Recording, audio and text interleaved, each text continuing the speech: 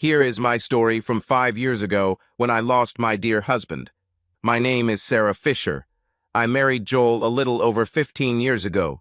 We have 2 children, 13-year-old Mary and 8-year-old Emmanuel.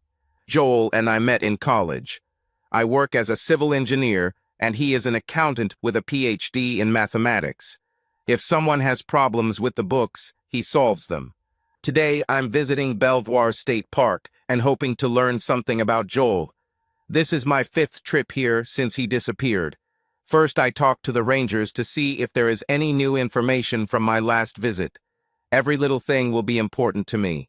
Then I go to the waterfall where he disappeared to grieve and pray for him. I miss him so much. I know that deep down he is alive because we are soul mates. Every time one of us suffers, the other feels it.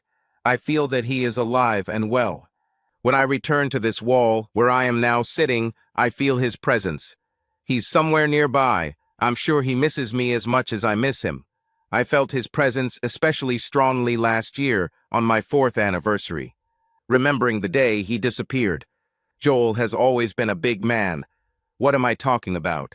Doctors called him morbidly obese. He was 5 feet 8 inches tall and weighed just under 400 pounds. He also had severe diabetes. He didn't exercise as much as he should have because he worked in an office and ate constantly. During that visit, the weather was terrible, heavy rain and strong winds. On the 3rd of July, Wednesday, the day began clear, sunny and cloudless. A light breeze was blowing. The water downstream was moving fast and high. We came here every first week of July to celebrate the place where he proposed to me. We sat on this very wall in the far right corner. If you've been here, you know that this is where the wall begins to descend and disappears into the forest. It's a short walk of about half a mile from the parking lot.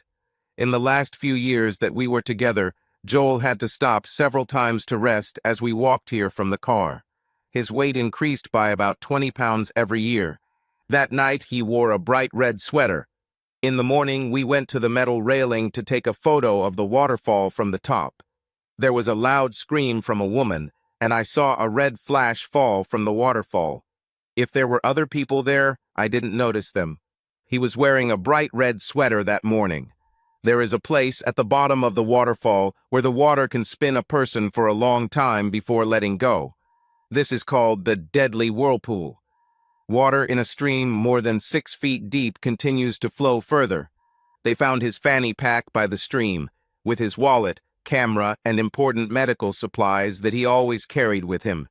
They also found torn pieces of his shirt washed ashore on both sides of the stream at a distance of 2-3 miles. The owner of the hotel where we always stayed was there that day. He was very kind and tried to console me. Last year, I met a man who looked like a forester sitting in the far corner and seemed lost. He had a huge, muscular body, long, unkempt hair and beard. Next to him at a distance sat a woman in the same clothes. I wanted to talk to them, but his appearance scared me. I plucked up the courage to approach them, but when I turned around, they were no longer there. If they come back, I will definitely talk to them this time.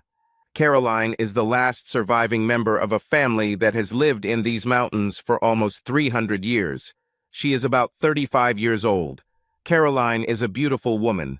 Her hair is starting to turn gray after being blonde her entire life. Life was hard for her after her mom and dad died within months of each other. This happened about 6 years before the beginning of our story. She is strong and moves quickly and quietly when needed. This beautiful woman can lift 400 pounds of stones or wood and carry it on her shoulder for over a mile. She can plow a 3-acre garden in the spring, using a single-blade plow and a mule in less than a morning. Few people know about her. There is a neighbor down the road who takes Carolina produce and eggs into town for the farmer's market every Saturday. There is a postwoman who delivers mail every Tuesday. And there is a land office employee who accepts property tax payments every spring. She rarely goes into town. When this happens, she is almost invisible to the townspeople. She lives in the same house that the first generation of her family built from stones and logs from the nearby forest. Mom and Dad had 5 children who survived the first 3 years. All were named after nearby cities and other states or countries that the family knew of. Caroline was their last child, which many might call unexpected. Her family called her a gift from heaven. She was desired and loved. She was the only girl who survived. She was sickly as a child, but began to grow around the age of 5. After that, there was no stopping her. At 15, she was as strong as her brothers. They were all 8 years or more older than her. Her 4 brothers died early, leaving her to care for their parents. That year, she didn't have time to get to her mailbox on Tuesday and Wednesday. There was no mail on Thursday. It was the 4th of July, 5 years ago, and Caroline was walking up the path along the stream. She moved quickly and didn't make a sound. She startled several rabbits and raccoons who scattered and disappeared long before she arrived. If she was hunting, she would already have them in her basket. As she continued on her way, she heard sounds she had never heard before, something like a scraping and groaning noise. They started and stopped, repeating again and again. She stepped off the path towards the water and looked down. At the bottom of the slope, there was a huge human silhouette. At first, she saw neither face nor head. Then I saw bubbles rising from underneath it. Soon the head slowly rose out of the water, making soft coughing and wheezing sounds, and the head fell back into the water. She didn't get up again.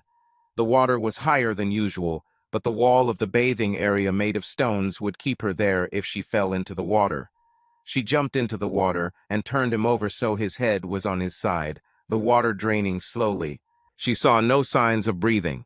She remembered a story her dad told her when she was a girl. The boy fell into the pond and drowned. The father, full of grief, ran with the child on his shoulder to the doctor in town. By the time he ran 2 miles to the doctor's office, the boy was already laughing from the crazy ride. This might work, she thought. She lifted him to the shore, jumped out of the water, and ran towards her house, holding him face down. As she laid him on the porch, she felt his faint breathing. She turned it on its side, and some more water flowed out. Soon the flow increased, and the man coughed up a large amount of water. It was warm during the day, and the sun was shining on him, so Lefty saw him there and watched him carefully. Soon the water stopped flowing. His breathing began to return to a normal rhythm, and he fell into a deep sleep. Caroline had no formal education, but somewhere deep inside she knew that if he showed signs of life, she should wait to take further action. Besides, she didn't know what else to do. When she woke up, she baked bread and made ham and cheese sandwiches. Soon she returned and saw that the sun was no longer shining on him. Instead, her 3 dogs curled up around the man, keeping him warm. It is often cold in the mountains at night, so when she went to get a jacket, she brought a blanket for the man. I hung the lantern on the rafters so that the light would fall on it. About 4 in the morning he groaned. The dogs stood up and moved away from him. The blanket slid off them, and she saw him wet his pants. He went back to sleep. The next morning, she woke up much later than usual and hurried to catch up with her business, watching her charge. The sun rose higher, and he began to come to his senses. After it became clear that he could not sit up due to dizziness, he turned his head to the side. He saw trees, underbrush, and what was thought to be a yard on the mountain. She soon noticed his eyes were open and left work to take care of him. Early in the morning, she brought her mother's nurse's notes and searched until she found the necessary prescriptions. He had a so-called death rattle in his chest. She knew he had pneumonia, and if not treated quickly, it could kill him. She began preparing tea according to one recipe and a poultice according to another. He took only a few sips of tea, but did not drink more. She applied the poultice as she had been taught. He didn't like it even more than the tea. Soon he got tired and fell asleep. When I woke up a few hours later, I noticed that the wheezing had almost gone away. Caroline gave him warm broth, slightly sweetened with tea. In the evening, he slept in the bed next to her, since there was no other suitable large bed. He didn't remember any of his names, so she suggested William.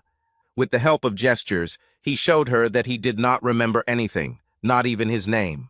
She knew he could hear because he flinched several times when the dogs came up behind him. After she told him that they were dogs and their names, he tried to speak, but could only make moans and squeaks.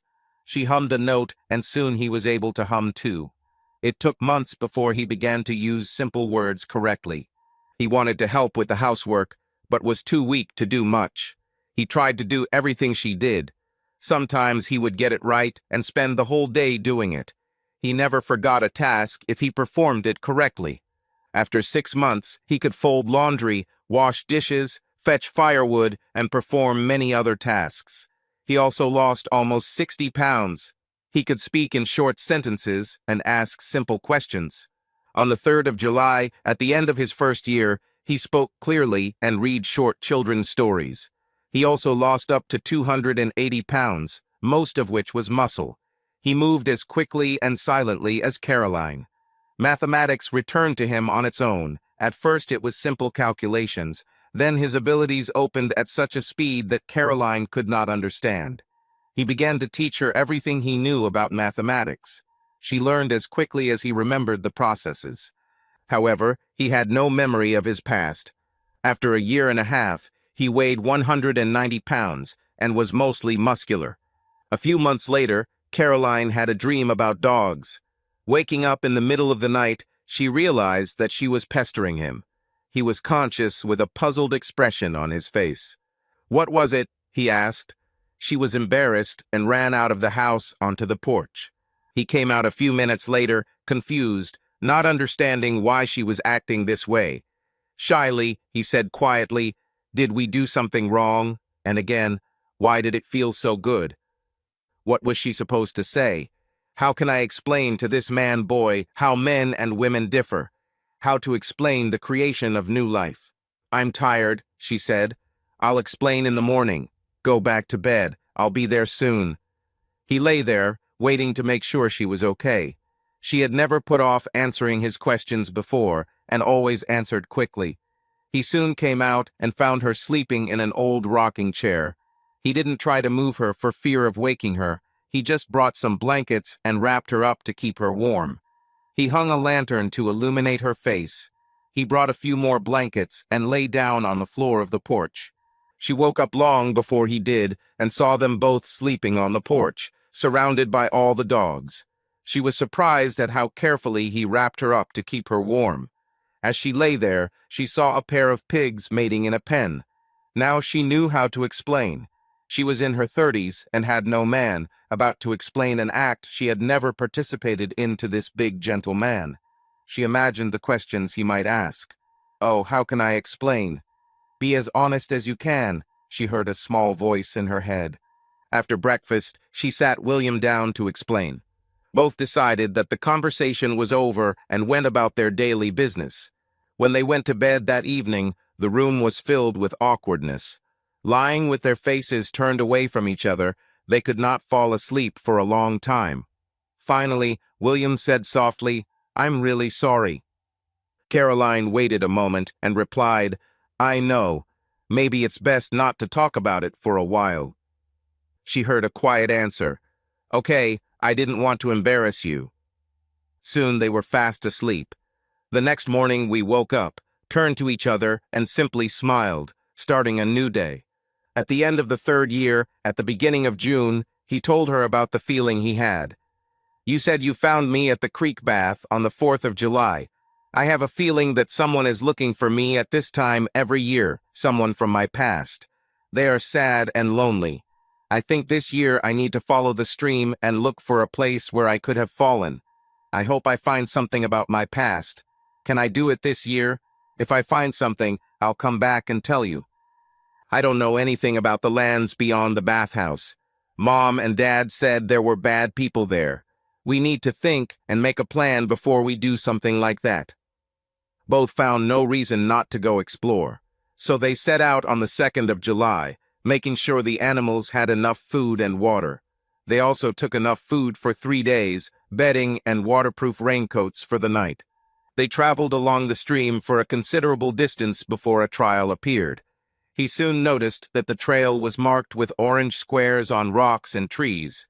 She remembered that in the old days, travelers cut the bark from trees to mark the path they had traveled. These were called markers. Dad told them about this in one of his stories. Soon they heard the roar of a waterfall ahead. They came to the bottom and stood in amazement. After a while, when nothing changed, it began to get boring, and they decided to go down the path while the sound of the waterfall was barely audible. They then turned left and walked a short distance into the forest to set up camp for the night. The next morning, as they cleared out camp, I began to feel the same as every 3rd of July. At first it was a slight feeling, as always. Over the next hours, it became more and more intense. Caroline sat next to him, and they talked quietly for a long time. When they returned to the picnic area after lunch, the feeling was very strong. Caroline moved away from him so he could concentrate. The man was confused and sad, he felt it. Who is this man, he thought. Over the next hour, most of the people left and were replaced by new ones, except for the woman sitting on the wall. Caroline walked around the stranger and soon found herself behind her. The woman sat and watched the people coming and going, their faces as they came to see the falls. It took 2 times for the woman to realize that the voice was addressed to her. Caroline spoke for the 3rd time. Today really was a beautiful day. Yes, it is, Sarah answered. Do you come here often? Their accents and sentence structure were different, but they began to understand each other as they continued to talk. Are you with that man on the other wall? Asked Sarah. Caroline replied, Let's just say William is family. It was the only way she felt she could answer honestly. Sarah knew all of Joel's relatives. She was disappointed with this answer. When she looked at him, he felt her feelings and was sad for her. After a short conversation, Caroline returned to him. William stated that this was the woman who made him feel. She is very upset now. She was hoping for different answers. Can we find a way to get to know her better? Sarah was on the verge of tears as she slowly stood up to leave the place. Caroline quickly stood up and followed her to the path. We're sorry to see you upset, she said, touching her arm to get her attention. Sarah replied, There was an accident here many years ago, and I lost a loved one. Her grief was so great that she could not tell the details. The feelings were so strong that she wanted to burst into tears. Caroline thought there was a lot more to this story. She needed more time to figure everything out. She suddenly blurted out, We'd like you to visit us tomorrow if you can. Sarah felt joy in William's thoughts. She was going to refuse, but then changed her mind. She turned and replied, I think I'd like that. You will find Gilead on the map. It is east of here. Coming into town from the north on Highway 34. It ends at Main Street, turns right and drives to the end of the pavement. Then continues straight along the road. When you see the fence covering the Smith-Jones mine, see a small dirt road to the right. Drive until you see the first house and continue about 5 miles until you see a faded red mailbox on the right. Park at the trailhead between the box and the bridge over the creek. The bridge is old and looks precarious, but it is strong and durable. I'll meet you there. It was a long walk back to the hut. They got back before it got dark. Thank God for the long summer days. They walked quickly, silently. William was sure that the woman left the waterfall in a joyful mood and told Caroline about this. Caroline began to realize that she might soon be left alone if Sarah turned out to be his wife. She thought about this as she moved. Everything had been fine before he came, and she would survive if she were left alone again. She realized how much a companion adds to her life. Sarah returned to her friend's hotel for the night. She was full of hope and happier than ever. She read the mood of that man at the waterfall. He was the one she had felt all these years. What could she say to her friend, she thought. Rick comforted her the day Joel disappeared and seemed more interested in her than a friend. Many times he hinted that he would like to take their relationship to another level, to be more intimate. Sarah was able to keep it from developing while she felt Joel's spirit communicating with her. But she began to wonder what it would be like to be with Rick. She will never betray her love for Joel as long as she feels him nearby. The only thing she couldn't understand was how that person could be the one who fell from the waterfall. The changes were too great to justify this thought.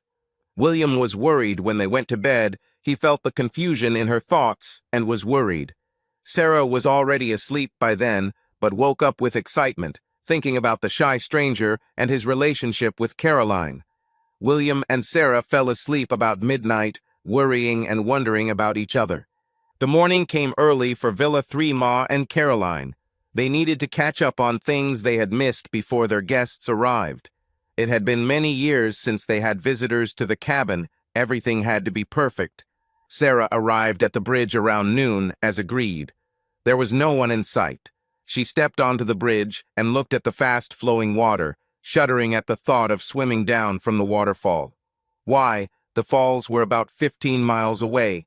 She turned to the car and was surprised to see Caroline on the bank of the stream. "The water is higher than usual today. You should see what the rains are doing." They hugged, then grabbed a few things from the car and began the short walk to the hut. The landscape was lush and filled with wildflowers. One patch of orange dahlias seemed endless. The color variations were exquisite, from the darkest, almost brown, to almost white. There were striped and variegated flowers. Sarah stopped in amazement.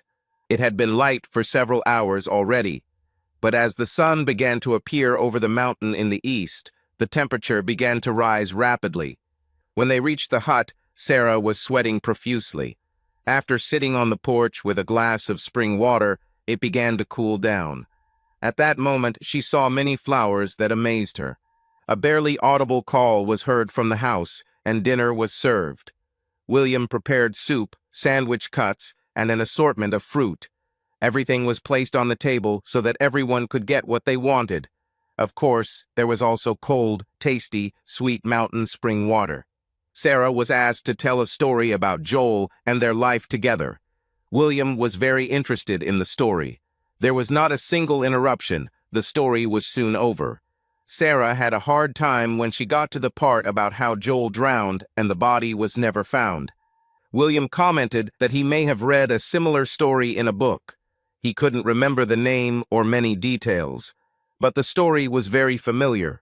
Caroline suggested a swim in the bathhouse, since the temperature was approaching 100 degrees. Sarah didn't have a swimsuit and was asked to wear shorts and a t-shirt. On the spot, Caroline simply jumped into the water feet first, followed by William. He took off his shirt and jumped in his pants. Sarah was in the process of untying her boots when she gasped, then whispered, oh my God!" Soon she was doubled over, sobbing hysterically and uncontrollably. Caroline was the first to approach her. William was a few seconds behind. She sobbed, inconsolable, for a long time, then lifted her shirt a few inches to reveal a small tattoo. There was a small heart on her side just above her waist. "She has a mole like me," William exclaimed. Caroline has seen him many times since she found him. All she could say was, oh my God." Not knowing anything about tattoos, she was surprised. How is this possible? Sarah almost came to her senses when she whispered, "It's Joel." The words were barely audible. Returning to the hut, Caroline told her story about William. She talked about the strange noises she heard when he stopped breathing, the drive back to the cabin, and William's rehabilitation over the years. "We're like brother and sister," she explained at the end. It was getting dark as the discussions died down. Everyone was hungry. We added more vegetables to the soup and brought it to a boil. While it was cooking, more bread, meat, and cheese were cut. We added plenty of fresh fruit to make it a complete meal. Caroline was quiet throughout dinner. The others said little.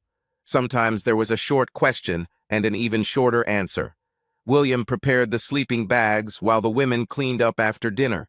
Gently, Caroline began to explain the relationship between her and William. At some point, she realized what Sarah was most worried about. "Sarah, you need to understand one thing about me. I've never been with a man. We really lived like brother and sister. We slept in the same bed every night only because the others weren't the right size for us. It started from the second night. I had to listen to see if there were any problems, and it continued like that." Sarah replied and hugged her. "I can see that every word you said is true." When all the work was done, they gathered at the table again. "Sarah, it's too late to let you go. We all sleep on the porch that night, and in the morning we will decide what to do next." William woke up first the next morning and found himself in the tight embrace of two women. He smiled. All three did things the next morning. They worked as a team cooking breakfast. After cleaning, they sat down to talk. "I'm a little stunned by everything that happened. I've felt something for years," he admitted. "I don't remember much about my past life, mainly that I always felt loved and hated my job. I know this is not enough to continue. We need time to get to know each other again." He turned to Sarah. "I am grateful to you and can never thank you enough for everything you have done for me." He turned to Caroline. "I wish we could all be together here as one big family. These are the first and most important things on my mind. Since I may have died and been brought back to life, I would like to keep the name we have been using for the last 5 years. I want to be William. I feel so comfortable." Sarah began. "I never believed that you were gone. That first day I was afraid. I was afraid because I didn't feel your presence. Late afternoon the next day I started to feel something again. The feeling was very weak. I never doubted your love again. Having said that, we need to contact others to let them know what happened." Sarah continued. "Caroline, I will never be able to express how much I love you for saving his life. I pray that this will not be necessary, but if it is necessary, I will continue to live. To live without the person I love, who survived all this." Caroline spoke last.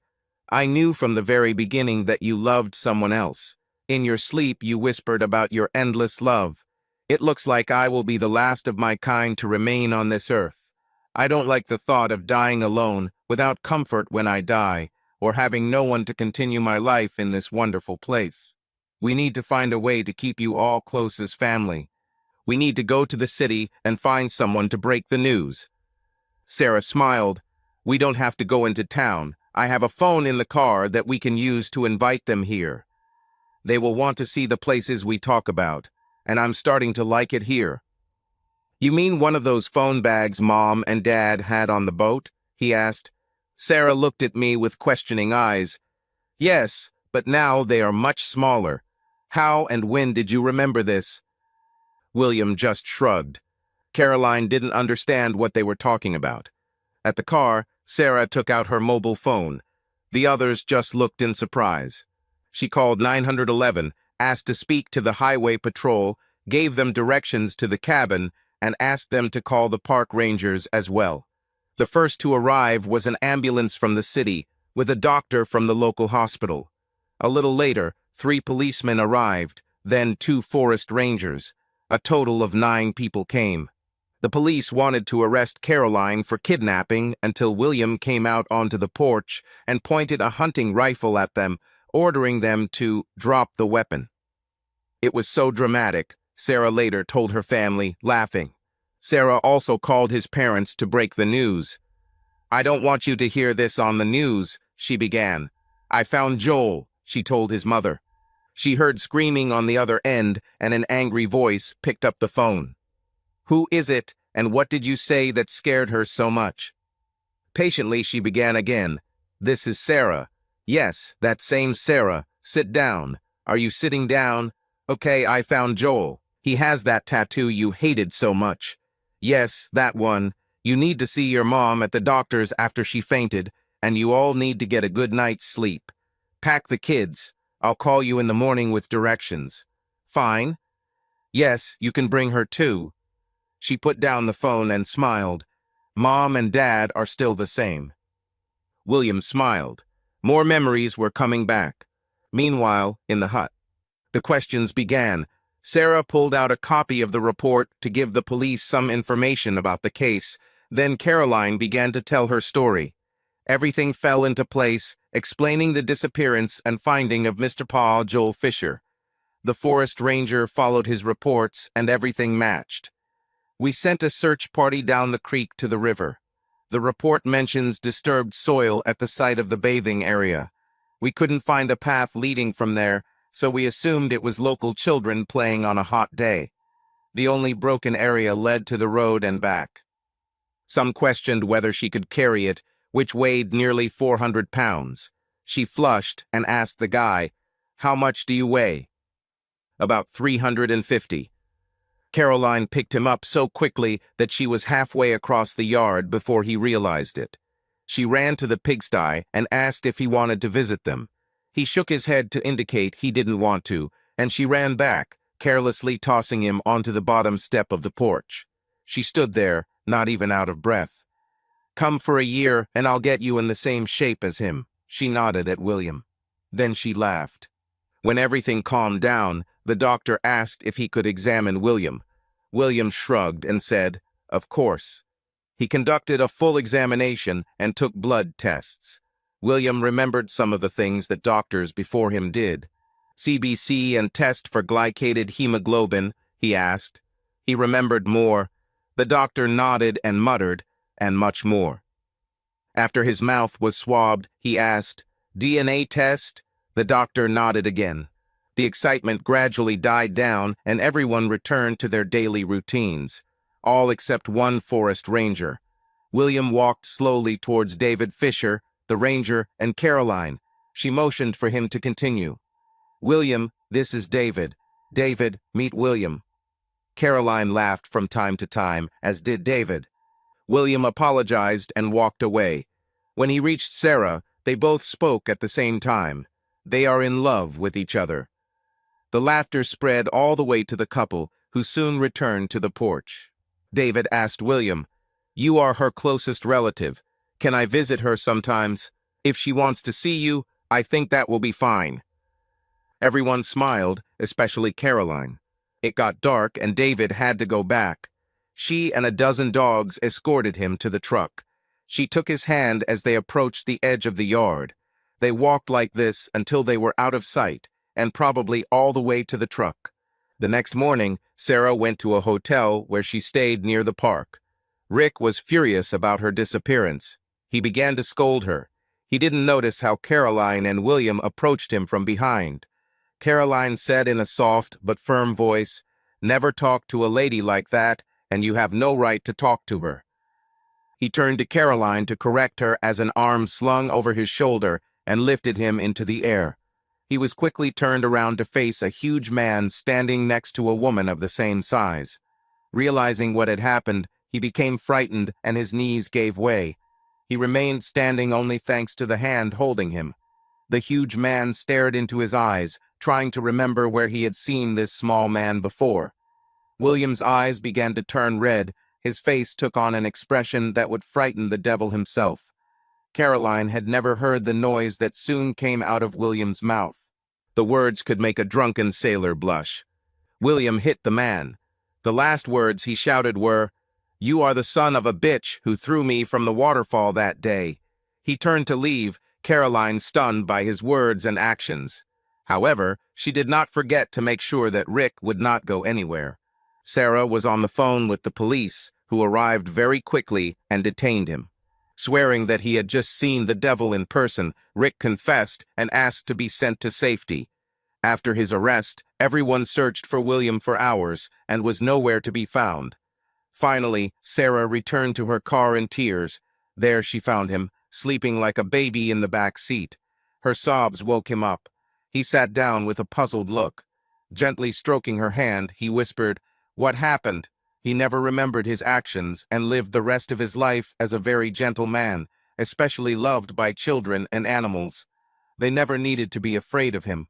When the doctor checked him, his blood pressure was barely readable, as it was still above the upper limits of the instruments, but was slowly decreasing. Rick was later found guilty by his own admission and sentenced to 10 to 15 years in state prison. 5 years later, he died, a lonely and broken man. After a few years, the hotel began to look abandoned. Taxes had not been paid for some time, and it was put up for auction. The states bought the land for next to nothing, demolished the hotel, and added 346 acres to their holdings. They eventually allowed a major chain to build a hotel on the site. The rent for the 5 acres they used more than covered the taxes on commercial land. A few days later, a long gray limousine drove slowly down the road and stopped behind Sarah's car. The path was trodden. They followed it. When they approached the hut, the children were joyfully waiting to meet their dad. They were disappointed to see only the mother and another woman sitting with a huge man who they thought was the other woman's husband. Lily snatched the leash from Emmanuel's hand and ran like an arrow straight towards the man. She jumped into his lap from about 6 feet away. Without a doubt, it was her old friend. The little white dog was still sniffing it and barking with joy. "Hello, Lily," he responded. The dog was jumping on his lap, bouncing up and down and peppering his face with kisses. Both children stopped, staring. Mary was the first to run, soon followed by Emmanuel. They both stopped a few feet away. "Dad, is this really you?" And hundreds of other questions, like machine gun fire. His crooked smile was the only thing that remained the same. As soon as he smiled, they rushed forward to surround him. How he managed to fit 2 children and a small white dancing dog on his lap remained a mystery. It took some time before things calmed down. Soon he answered all questions with the help of women. A procession of cars going up and down the road was spotted in the city. Rumors began to spread. There had been a murder in the mountains. The mafia was hiding there. Bigfoot had been seen and caught. Someone had opened a mine and found silver or gold, depending on the storyteller. Rumors reached the weekly newspaper, and a reporter was sent to get the story. In fact, it was the owner of the newspaper, since there were no other reporters. He returned a few days later with a story.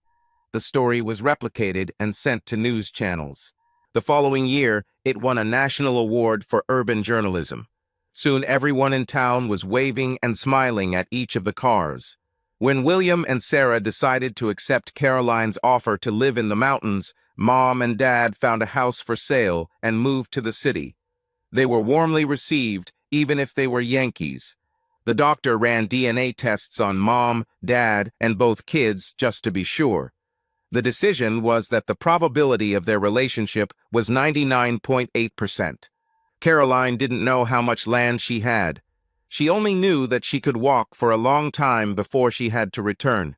Upon examination of the deeds, it was discovered that she had only 5,000 acres of the original 55,000 stated in the first act.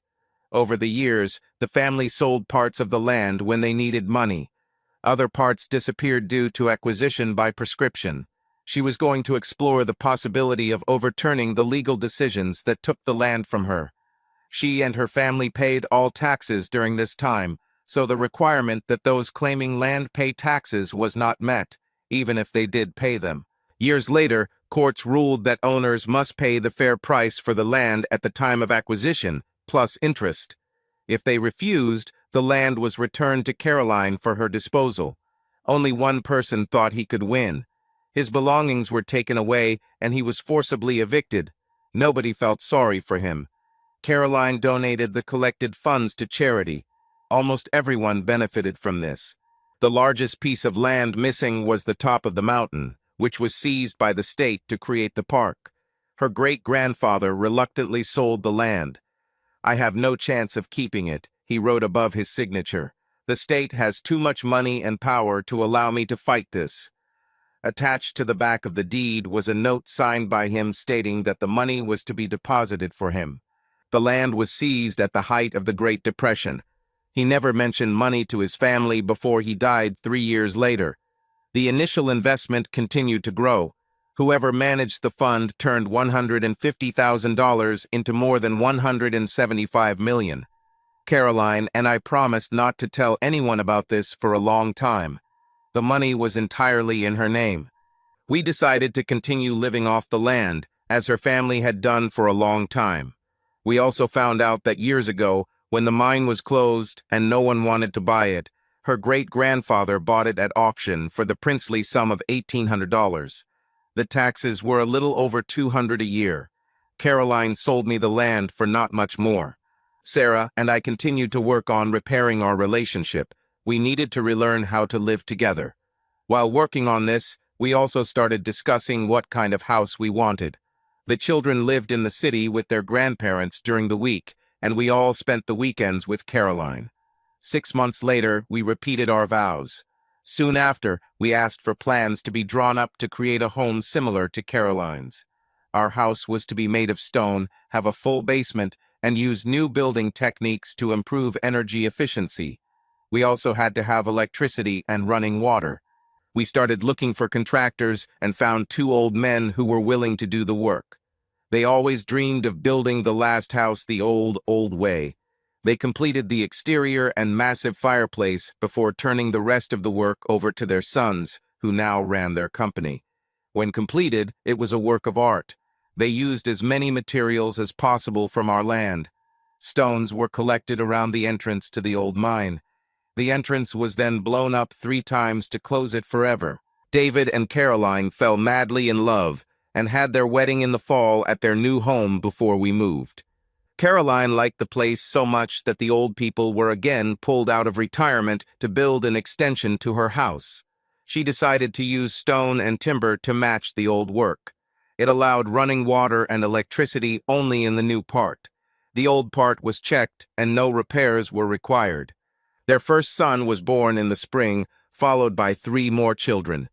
The last one was the little girl she had always dreamed of. Sarah and I had another boy and a girl. We finished almost simultaneously. Children ran along the road between 2 houses. The grandparents lived into their 90s, were grandparents to both families, and were delighted with each child. They have lived with us for the last few years. Our eldest son bought their house and soon brought his new wife there. He always wanted to live close to other people. The loneliness on the mountain was too much for him. 2 sons and a daughter of Caroline and David married our children. Soon houses appeared along the old dirt road. Most of them were built from local materials on the outside. At last count, there were 42 grandchildren and 8 great-grandchildren between the 2 families. Every 3rd of July, Sarah and I visit the waterfall and sit on our wall. Caroline's dream of populating her mountains came true. Subscribe to our channel so that your love doesn't cheat on you, and go ahead and listen to the next story, because this story is nothing compared to the next one. If you're under 18, don't even think, click to the next one.